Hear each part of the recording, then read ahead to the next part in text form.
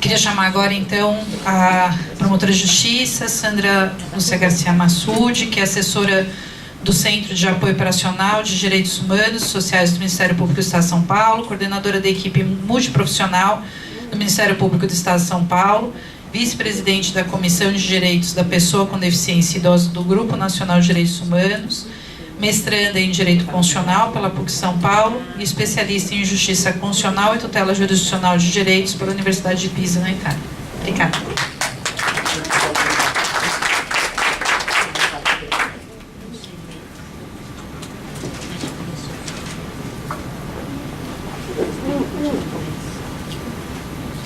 Bom dia a todos e a todas.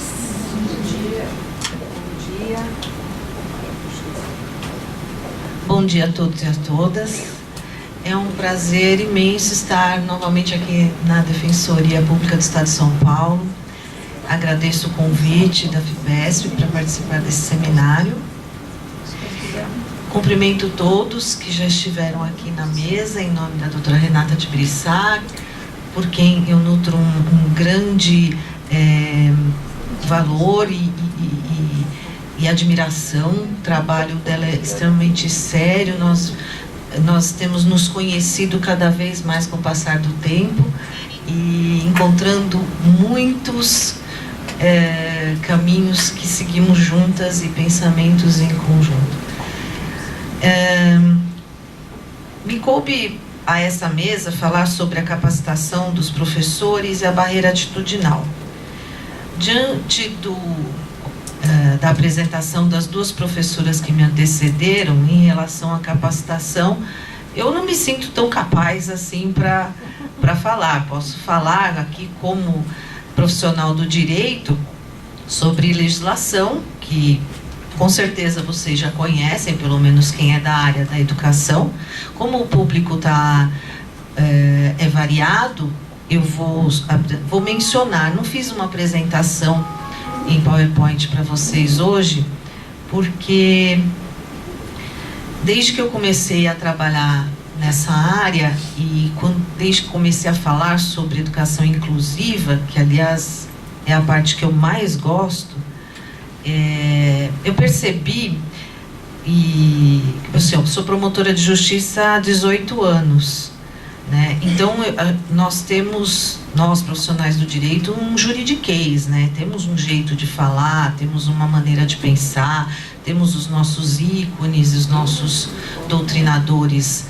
O pessoal da área da saúde tem os deles, o pessoal da área da educação tem os deles. Então eu percebi que às vezes era um pouco difícil chegar nessas pessoas, né? E como promotora, e nesse papel de palestrante, professora, eu precisava atingir. Então, muitas vezes ficava difícil, até porque sempre nos vem, né? Aliás, eu já ouvi isso, porque participo também de uma construção com o Sindicato das Escolas Particulares do Estado de São Paulo. Eu já ouvi, eles não gostam de promotor. Eles falaram isso para mim. Quase ninguém gosta, viu? A verdade é essa. Chega no fim do ano, eu não ganho presente de ninguém. Né, Renata? Você ganha algumas coisas, que eu sei. Eu não ganho nada. Nunca ganhei. E aí, meu marido, que é advogado, sempre chega com aquelas cestas lindas, e aí ele fala assim: mas seus clientes não gostam de você, o que você vai fazer? Não é verdade? Mas não, a minha clientela hoje, o que eu considero é a criança e o adolescente, que é o foco do meu trabalho como promotora. Eu sou promotora da Infância e Juventude do Fórum Regional de Santo Amaro, e as pessoas com deficiência, que é o meu trabalho na assessoria da Procuradoria-Geral. Mas, voltando a procurar uma maneira de atingir, eu acabei optando por falar de um lugar muito próprio, que é o papel de mãe. Então eu percebi que aí as pessoas começaram a me ouvir de outra maneira, porque eu sou mãe de um lindo menino com autismo, que na verdade é a pessoa que mais me ensina. Esse sim é o professor da minha vida. Ele tem 10 anos, então tudo que a gente está falando aqui eu vivo na pele. Todo dia. Então, dessa forma, eu comecei a perceber que as pessoas me entendiam de outra maneira, né? E, às vezes, mesmo os conceitos que nós defendemos porque estudamos esse assunto, não são aceitos por um grupo de pais, enfim, mas são ouvidos de outra maneira mesmo assim. Então eu resolvi falar também aqui hoje desse lugar, né? Sem esquecer de que a gente está falando na casa do direito, então nós estamos pensando em direito o tempo todo, nós vivemos direito o tempo todo. Não adianta negar e dizer não gosto. Tudo que nós fazemos na vida é regido pelo direito. O direito rege a vida em sociedade em primeiro lugar. Então, quando nós falamos em educação, nós estamos falando de um direito fundamental, né? Parece óbvio, mas só parece. Porque quando nós vemos crianças, adolescentes, privados de uma educação, fora de uma escola, ele está tendo violado o seu direito fundamental. E educação inclusiva significa educação para todo mundo. Porque nenhum de nós é igual ao outro. Nenhum de nós aprende igual ao outro. Então, quando eu penso em capacitação de professor, eu penso naquele professor, naquela professora da educação básica, do ensino fundamental, na minha época do pré-primário, que tem que ensinar português e matemática para todos os alunos. Então, se o aluno tem uma deficiência atestada por uma funcionalidade, que eu concordo, é exatamente isso que atesta, a funcionalidade com as barreiras, é isso que é deficiência. Ou se o aluno tem qualquer outra dificuldade educacional, o professor tem que atingir esse aluno. Esse é o papel do professor. Quem escolheu ser professor tem que entender isso. Então o professor, ele entra na sala de aula e vai acha que e é pior que é assim, que todo aluno tem que ser igual propaganda de margarina. Todo mundo aprende igual, todo mundo faz lição igual, todo mundo tem que ter aquela... A nota é ok, tendo a média, né? Enfim. Agora, o comportamento também, isso sem levar em conta que cada pessoa vem de uma família diferente, estruturada, desestruturada, ausente, presente. Todo mundo tem história, todo mundo tem perdas, todo mundo tem situações pessoais. E o professor, que também passa por tudo isso, mas ele está ali criando, né, esse público que está ali colocado para ele, porque ele escolheu ser professor. Então, quando eu ouço um professor, uma professora falarem, eu não consigo ensinar, eu não sei ensinar essa criança, eu não acredito. Porque as práticas pedagógicas, elas são ensinadas para os professores. Eles estão na faculdade para aprender isso, né? Então, é educação especial, professora, que isso faça parte do currículo como já está previsto. Que se cobre. Isso tem que ser cobrado. Então, assim, chegar na hora e falar, o professor falar assim, eu já escutei isso também no sindicato, mas nós não podemos dar um ensino de excelência para esse aluno. Oh, meu Deus do céu. Quem dá?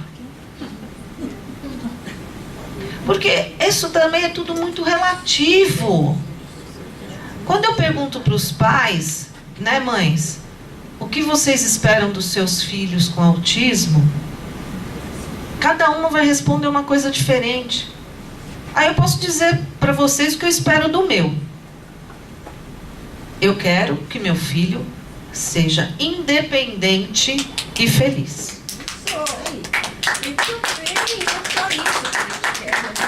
É isso que eu quero. E a escola vai ajudá-lo. Nós fazemos a nossa parte, mas eu nunca, e nem com ele, nem com meu outro filho, que é neurotípico, nós não achamos que passar no Enem ou entrar na USP é a melhor maneira de ser feliz. Então, eu acho que essa expectativa é que tem que ser trabalhada com as famílias também.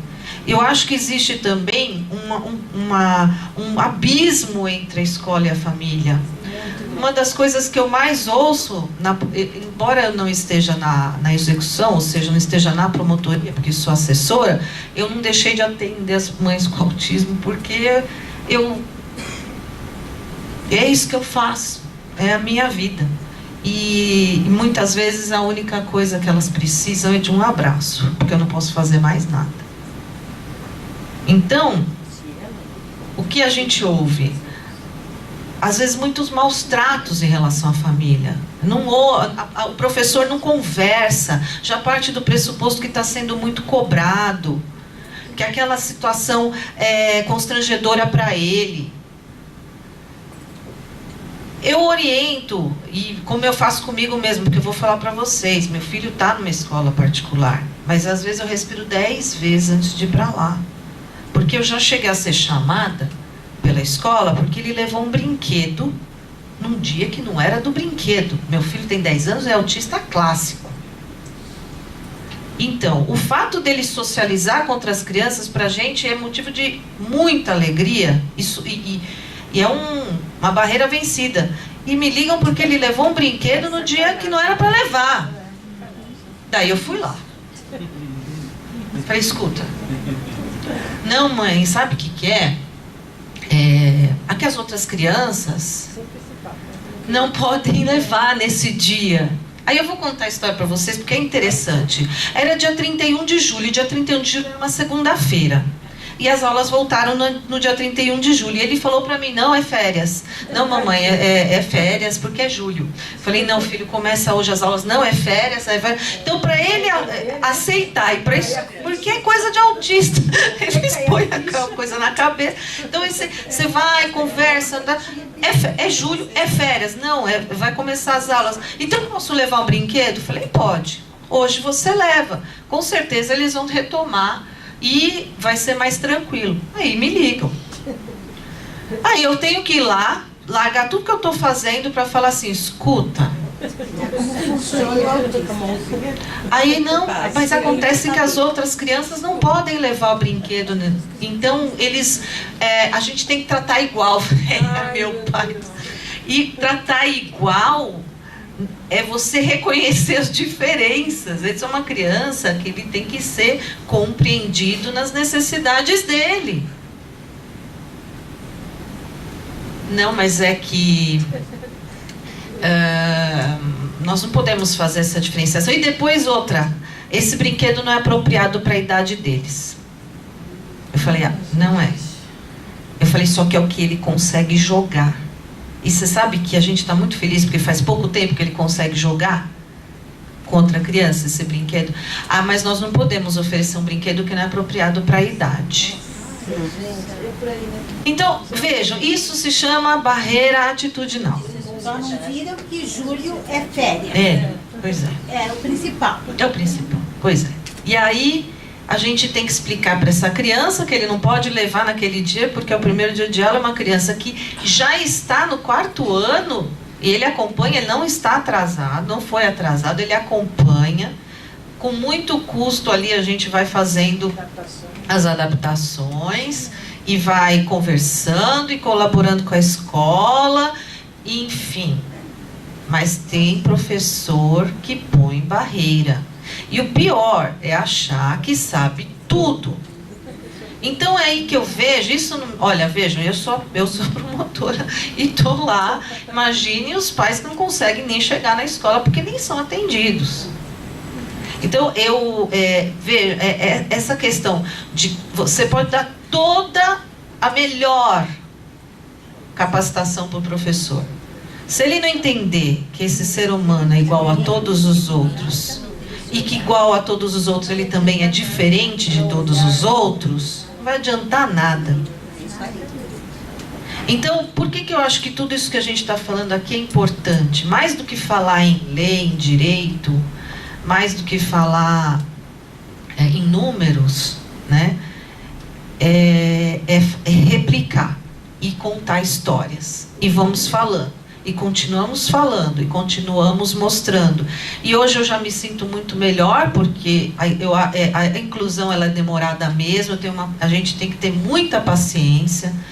Mas eu não abro mão nenhum segundo dos dias em que ele esteve numa escola inclusiva, numa escola regular. A convivência com todas aquelas... Hoje ele vai numa festa. E ele está falando dessa festa faz uma semana, né? Porque é a festa da amiga da outra sala. E é assim, nunca deixou de ir em uma festa sequer. Só que agora ele vai sozinho. Faz um tempo já. Do final do ano passado para cá, porque as crianças dessa idade vão às festas sozinhos, né? E ele não pode ser diferente, só que eu dou o suporte. Como é que a gente fala bastante, explica como é que é, dá um adulto de referência... É um trabalho que é assim, uma vez, 2 vezes, vai de formiguinha, vai falando, mas aí ele vai. E aí eles vão direto da escola. Então entra no ônibus, lá vai a autorização e vão para a festa. E lá na festa ele brinca do que ele quiser, que eu já sei o que é, porque ele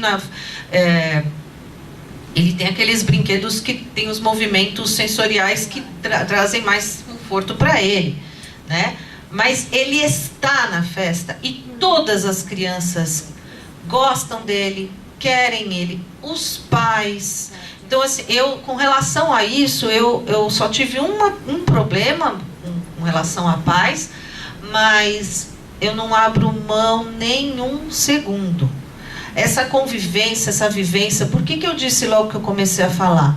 Eu quero que o meu filho, eu e o meu marido desejamos para ele, é independência e felicidade. Para ele ser independente de nós, ter autonomia, é esse mundo aqui que ele vai viver. Não adianta eu colocar ele numa escola especial, cheia de árvore, cavalinho, linda, maravilhosa, que esse não é o mundo. Eu não vou durar para sempre, meu marido também não. O irmão não é responsável por ele. Vai dar apoio emocional, mas não vai levar ele para morar na casa dele, porque não é culpa dele, ele não tem essa obrigação. Então, a gente tem que preparar para esse mundo, e esse mundo é isso mesmo, é cruel mesmo. Você sai aqui na rua barulhento, é motoqueiro que passa correndo, é ladrão que rouba a bolsa, enfim. É gente mal educada, é gente que grita, é gente que te trata mal. Você vai comprar um café ali no bar, a pessoa te trata mal, olha com a cara feia, paga o ônibus e sai andando, você nem entrou, ele já está andando. E é isso aí. Esse é o mundo. E eu vou dizer para ele, não, todo mundo é legal que nem a sua família? Não é. Não é. Então, vai ter amiguinho que vai fazer piada? Vai. Vai ter gente que vai dar risada? Vai. Mas o que a gente vai ter? Qual que é o nosso papel? É pegar, segurar no colo, não deixar sair? Não vou deixar ir na festa? Não. Eu nem sei o que vai acontecer. Provavelmente algumas coisas ele vai perceber e eu não vou saber que ele percebeu. Mas ele viveu e ele cresceu, né? Agora, quando um professor resolve não deixar ele levar um brinquedo para a escola, que a escola para uma criança assim é um ambiente opressor, é barulhento, assim, é competitivo. Eu adorava ir para a escola, mas eu entendo que é assim. É que eu falo pra caramba, eu sou comunicativa. Eu era daquela que ficava no fundão, porque eu falava muito. Mas para a maioria das crianças é um ambiente difícil. Para ele, então as questões sensoriais, é o toque do sinal, é o ônibus que passa, o avião que passa por cima. É tanta coisa que mexe e ele não consegue dizer. E aí ele tem as buscas sensoriais dele, que ele corre para o banheiro e fica apertando descarga sem parar. Tá acabando com a água do planeta. Ué, isso tem que ser compreendido. O professor quer o quê? Amarrar ele na cadeira? Ou então não pode levar o brinquedo que ele se sente confortável para brincar com outro amigo e socializar? Outra coisa que eu escutei nessa ocasião, que eu fiquei perplexa, é que o amigo, nesse caso, do brinquedo que não era apropriado para a idade, brincaria por pena. Então isso é barreira atitudinal, gente. Se ela acha que os amigos estão com ele por pena, ela está muito enganada. Está muito enganada. Criança não é assim não, gente. Criança não quer brincar, eles não brincam. Quem faz isso com a cabeça da criança é o adulto. Eu não tenho a menor dúvida disso. Então o professor que age dessa maneira, ele está ensinando errado. E a criança percebe. Então você pode dar a melhor capacitação do mundo. Se a pessoa não vive e acha que sabe tudo de autismo. Outra coisa, todas as pessoas que têm autismo são diferentes, o que dificulta o trabalho. Dificulta o trabalho para terapia, dificulta o trabalho para a escola. Mas por quê? Porque não vai ter cartilha, não. O que ajuda meu filho a aprender história e geografia pode não ajudar o amiguinho dele da outra sala. Então, é ver um a um, sim. Só que ouvir a família também é importante. A família que está com a criança o tempo todo, muitas vezes sabe como ela aprende algumas coisas. Então, esse abismo escola-família precisa diminuir. Os pais precisam também de apoio e a escola precisa saber disso. É muito difícil ter um filho nessas condições. Não é só questão de falar assim, não, olha, ele não aprendeu português ou matemática, linguagem, né? Agora é linguagem. Linguagem, matemática, ciências, a questão não é essa. A questão é que, por exemplo, eu, Sandra, saí de casa agora de manhã e meu filho estava cutucando o nariz para ver o sangue sair.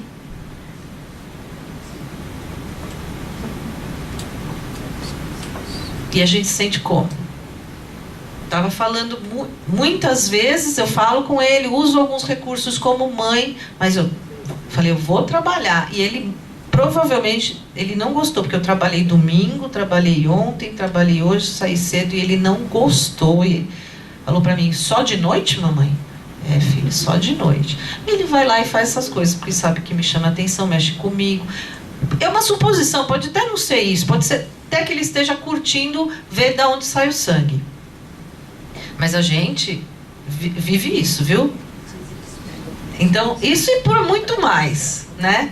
Muito mais coisas que acontecem ali no dia a dia. Então, quem é que cuida de mim? Quem é que cuida de você? E de você? Alguém leva um bolo na sua casa e fala, vem cá, para de pensar em autismo e vamos conversar sobre novela? Não, o governo fala que vai te dar condições. No meu caso, falaram em TV que eu queria pôr o meu filho dentro de uma redoma. Eu estava querendo criar o meu filho dentro de uma redoma. Isso eu ouvi do governo do estado. Então, eu queria que a escola soubesse, quando eu falo aqui escola, eu estou generalizando, tá? Professores, gestores, supervisores, que essa família é uma família debilitada e precisa do apoio, precisa do ouvido, precisa do ombro. E aí eu volto a falar do link que eu fiz quando eu comecei a falar. Lembra que eu falei, comecei a falar sobre educação inclusiva e ficava uma distância muito grande porque eu era promotora, mas quando eu comecei a falar como mãe, passei a ser ouvida de outra maneira, mas aí é o que eu chamo de mãe qualificada. Eu sou a mãe qualificada nesse papel aqui, mas sou uma mãe como qualquer outra, e elas todas são iguais a mim. E aqui eu espero poder estar representando essas famílias. Estamos abertos a qualquer discussão e estou muito feliz que essa discussão esteja acontecendo hoje, porque há bem pouco tempo atrás nós sentávamos nas mesas para falar em inclusão, para ver se aceitava inclusão. É bem pouco tempo atrás mesmo. E agora nós estamos falando em como. Isso é um passo enorme e eu tenho certeza que o mundo vai ser melhor com eles, junto com todo mundo. Muito obrigada pela atenção.